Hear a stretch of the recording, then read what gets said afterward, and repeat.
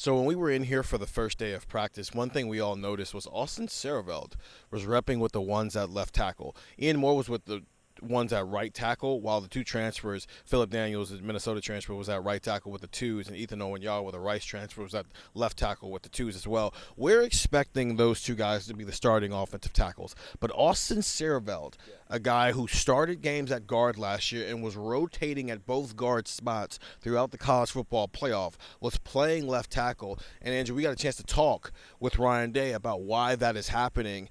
And I am envisioning the fact that he essentially admitted that their playoff run maybe enlightened them on maybe how they need to approach the offensive line going forward. Well, yeah, and it's also what he said about Sierveld being an Iron Buckeye. He said coming out of the winter being an Iron Buckeye is big, and he kind of put emphasis on that, and it kind of lets you know that, like, okay, this coaching staff might really like Austin Sierveld, and they'll just figure out where to put him. So you start to wonder, yeah, I think what they learned in that playoff run was, one, Donovan Jackson could have been playing tackle the whole time and they would have been okay.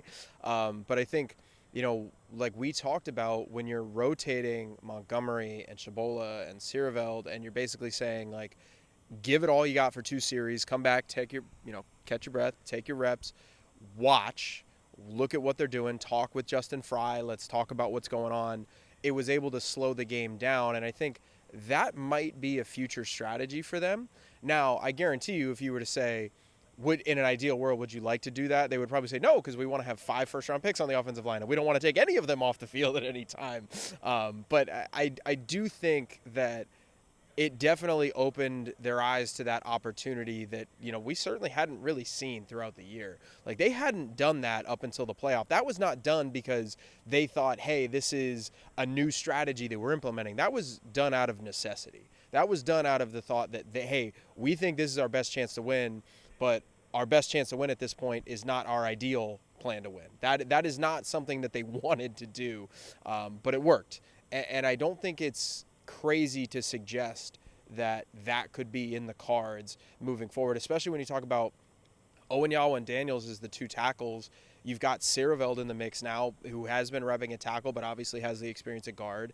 You've got Luke Montgomery, Carson Hinsman, Tegra Chabola. I mean, those are more guys than you have spots, which is a great problem to have on the offensive line. But does Gabe Van Sickle make a jump? Does Josh Padilla make a jump into play ready? Like, there are guys there that could be pushing. So you start to map it out and go, okay, if they're going to talk about keeping guys healthy for a 16-game season at running back and at receiver and at safety, like with Caleb Downs, maybe they'll do it at offensive line too. It's a necessary overreaction to a team who lost its starting left tackle in the middle of the season, lost its backup left tackle 2 weeks later, and then lost their starting center 3 weeks after that. It's a necessary overreaction. I'm going to push back on one thing. I don't think we just want to leave 5 guys out there. I don't think they do, actually. I think they are looking at this is a 16 or 17 game season if you want to win a national championship. I think they're looking through that lens and going, we have to find a way to get these guys to the finish line.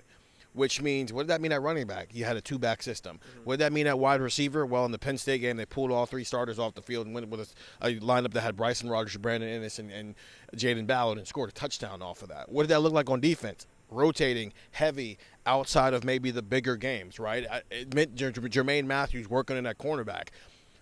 We all think that offensive line is more like quarterback where you don't rotate that spot. But what if you do? Then this is not, and I don't even think this is just a 2024 conversation. They did this in 2021 when they had the death. Matthew Jones was rotating in with Paris Johnson and Thayer Munford at those guard spots. They were rotating guys. So I am wondering if they're back in that world of, if we have the depth and we're trying to get through 16 games, but we have both the option and the opportunity that presents itself that we should be doing it, this is how we want to go about things, which is why Ryan Day said there's a lot of guys cross-training at a bunch of different positions right now. Austin Sierveld and Tegra Chabola both playing inside and out. Luke Montgomery getting center reps and guard reps. I just think this is their new philosophy, that build up the depth, spend all spring building up the depth, and then we're going to rotate guys throughout the year because we have to make sure that our best version of ourselves gets to the finish line. It did with the skill positions. Unfortunately, it didn't with the offensive line, but they still ended up with a banner anyway. Get the text 614-350-3315, 2-week free trial, $3.99 after that, and we'll continue to discuss this wherever you find Buckeye Talk. Go listen to that and wherever you find podcasts. I'm Steven. That's Andrew. We're in the Woody. See ya. Pro Day on Wednesday.